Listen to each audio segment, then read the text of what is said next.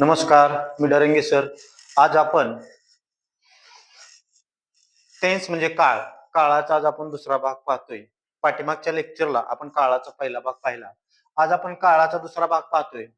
त्या दुसऱ्या भागामध्ये कंटिन्यूस टेन्स पाहतोय. तिन्ही पण कंटिन्यूस म्हणजे अपूर्ण काळ, अपूर्ण वर्तमान काळ, अपूर्ण भूतकाळ आणि अपूर्ण भविष्य काळ. ठीक आहे. Present continuous tense, past continuous tense आणि फ्युचर कंटिन्यूस टेन्स. काही सुद्धा करू नका, फक्त लक्ष द्या. लिहू नका, काही सुद्धा करू नका, लक्ष द्या. तुमचा काळ कधीही विसरणार नाही. बघा, मी काय सांगेल तुम्हाला, सर्वसाधारणपणे इंग्रजी वाक्याची रचना काय आहे? सब्जेक्ट, वर्ब आणि ऑब्जेक्ट आहे. कोणत्याही वाक्याच्या सुरुवातीला कर्ता आहे, शेवटी कर्म आहे आणि मध्ये ऑब्जेक्ट आहे. चला आपण सुरुवातीला साध्या अपूर्ण वर्तमान काळाकडे येऊया.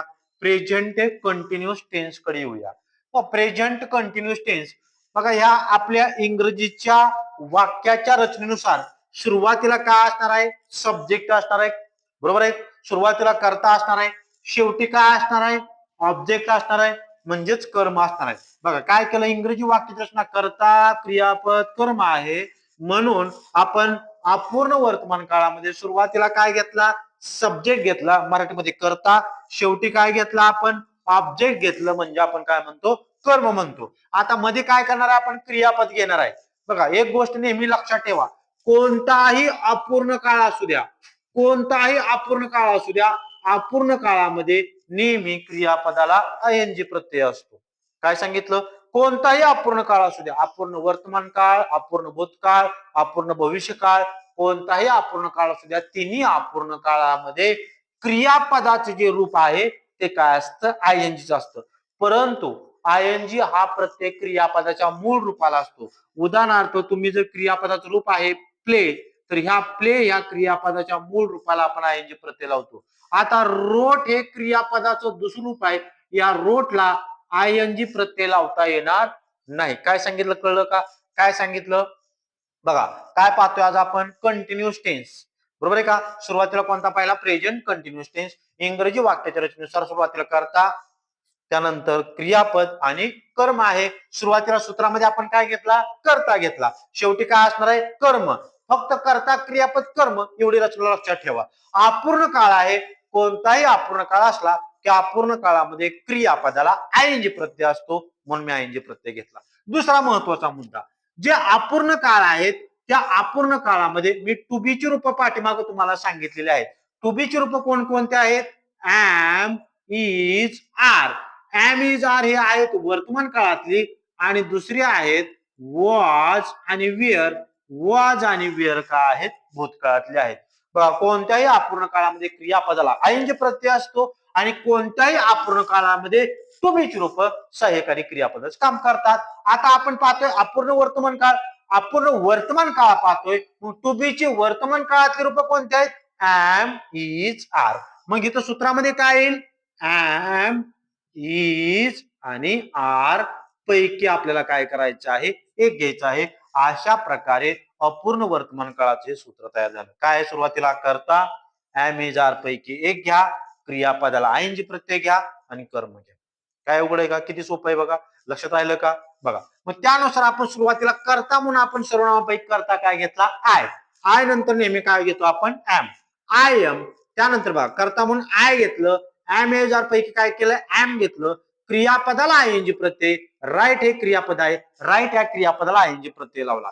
बघा, राईट ची स्पेलिंग आहे WRIT, परंतु आयएनजी प्रत्यय लावताना शेवटचं जे ई आहे, ई अक्षराचा लोप होतो आणि आपण आयएनजी प्रत्यय लावतो.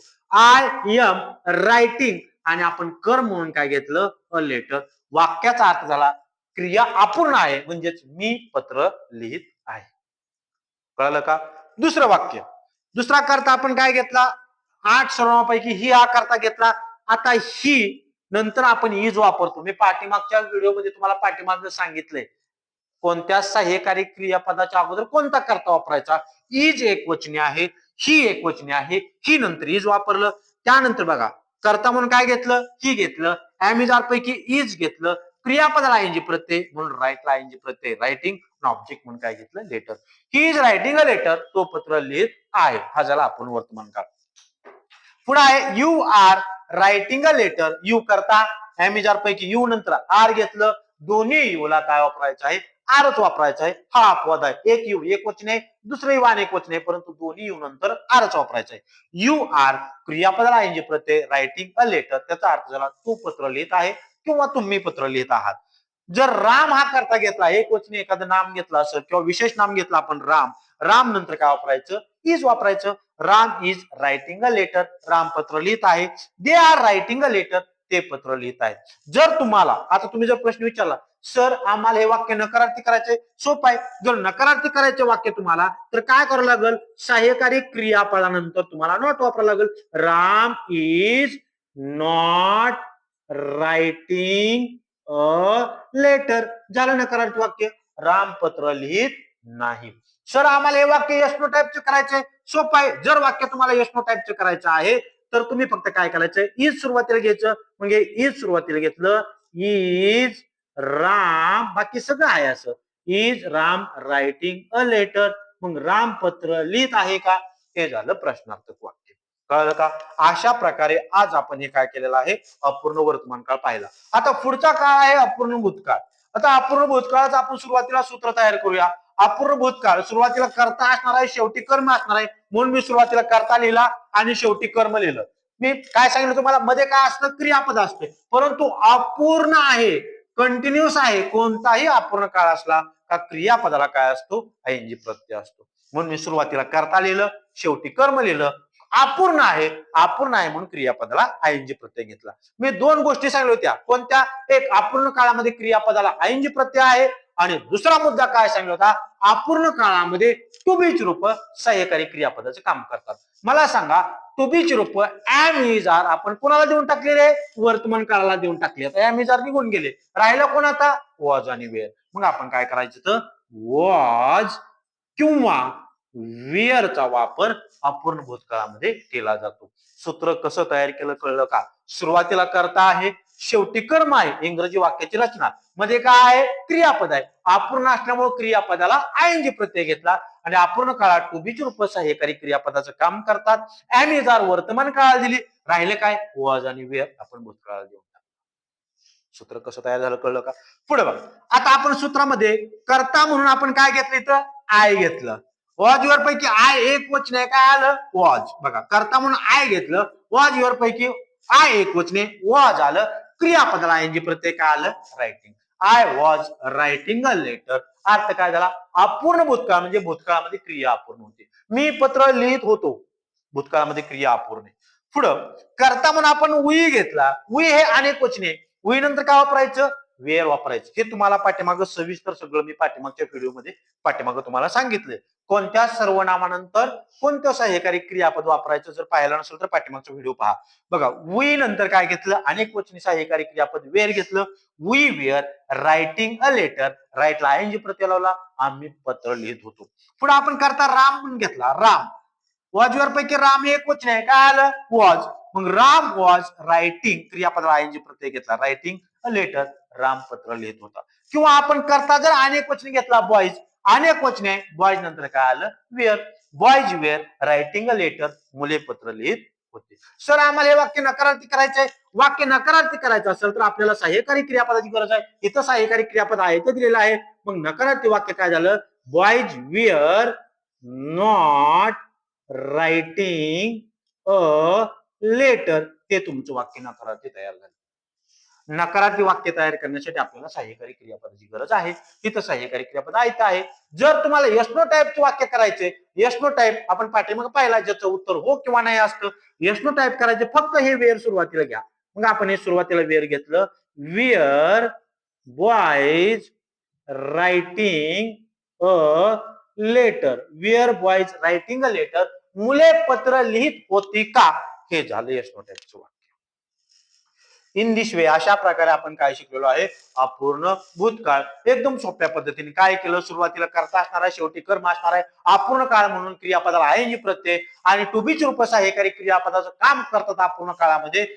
वॉजवेअर राहिले, एम इज आर वर्तमान काळ दिलं, टू बीची रूप आहेत am is are was were, am is are वर्तमान काळ दिलं, राहिलं वॉजवेअर, वॉजवेअर अपूर्ण भूतकाळ दिलं. मग अशा प्रकारे हे सूत्र काय झालं, कर्ता, वॉजवेअर, क्रियापदाला आयएनजी प्रत्यय आणि कर्म. पुढचा काळ आहे प्रेझेंट कंटिन्युअस टेन्स अपूर्ण भविष्यकाळ. सुरुवातीला काय असणार आहे रे? कर्ता असणार आहे. शेवटी काय असणार आहे? कर्म असणार आहे. बरोबर आहे का? मध्ये काय असणार आहे? क्रियापद असणार आहे. परंतु आपण कोणता काळ पाहतोय? कंटिन्युअस पाहतोय. कोणता काळ पाहतोय? कंटिन्युअस. कोणताही कंटिन्युअस असू द्या, क्रियापदाला काय असतो? आयएनजी प्रत्यय असतो. सुरुवातीला करताय सर, तुम्ही ते शाल विल लिहिलंय की? हो. तुम्हाला काय सांगितलं मी? भविष्य काळ म्हटलं का आधी शाल विल लिहून ठेवायचं. कोणत्याही भविष्य काळाशिवाय मध्ये शाल विल शिवाय भविष्य काळ असू शकत नाही. कोणताही भविष्य काळ असू द्या, अगोदर भविष्य काळामध्ये करतानंतर काय असतं? शाल विल असतं. कळलं का? बघा, मग आपण काय केलं? करता भविष्य काळ म्हणून शाल विल लिहिलं. बरोबर आहे का? अपूर्ण आहे म्हणून क्रियापदाला आयएनजी प्रत्यय आणि शेवटी कर्म. म्हणजे आपली जी रचना आहे कर्ता क्रियापद कर्म. सुरुवातीला कर्ता आहे, शेवटी कर्म आहे. मध्ये काय केलं आपण? क्रियापद घेतलं. परंतु अपूर्ण काळ आहे, अपूर्ण काळामध्ये क्रियापदाला आयएनजी प्रत्यय असतो कोणत्याही अपूर्ण काळामध्ये, म्हणून क्रियापदाला आयएनजी प्रत्यय लावला. पण सर तुम्ही म्हणला की टू बी ची रूप अपूर्ण काळात सहाय्यकारी क्रियापदच काम करतात. मग टू बीच एमिजार कोणाला दिलं? वर्तमान काळाला दिलं. वॉज वेअर कोणाला दिलं? भूतकाळाला दिलं. आता शिल्लक काय राहिलं का? नाही राहिलं. काय राहिलं? बी शिल्लक राहिलं. बी. मग हे बी काय करायचं? तर हे सहाय्यकारी क्रियापद आणून बसवायचं. अशा प्रकारे हे सूत्र तयार झालं. मग अपूर्ण भविष्यकाळाचं सूत्र काय तयार झालं? कर्ता शाल होईल, बी क्रियापदाला आयएनजी प्रत्यय आणि कर्म. आपण कर्ता म्हणून आय घेतला. कर्ता म्हणून आय घेतला. मग आय नंतर काय वापरायचं? शाल. आय कर्ता म्हणून आय घेतला. शाल होईल पैकी काय घेतलं मी? शाल. हे बी आहे असं. I shall be. क्रियापदाला आयएनजी प्रत्यय काय केलं? Writing. I shall be writing. आणि शेवटी ऑब्जेक्ट अ लेटर. मी पत्र लिहित असेल. भविष्य काळामध्ये अपूर्ण क्रिया. कळतंय का? अपूर्ण भविष्य काळामध्ये अपूर्ण क्रिया. पुढचा करता आपण काय घेतला? वी घेतला. मग वी नंतर काय वापरायचं? शाल.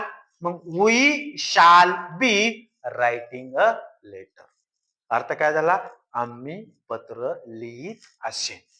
पुढे बघा, राम करता घेतला आपण. मग राम नंतर काय वापरायचं? विल. फक्त आय आणि वी नंतर शाल वापरा.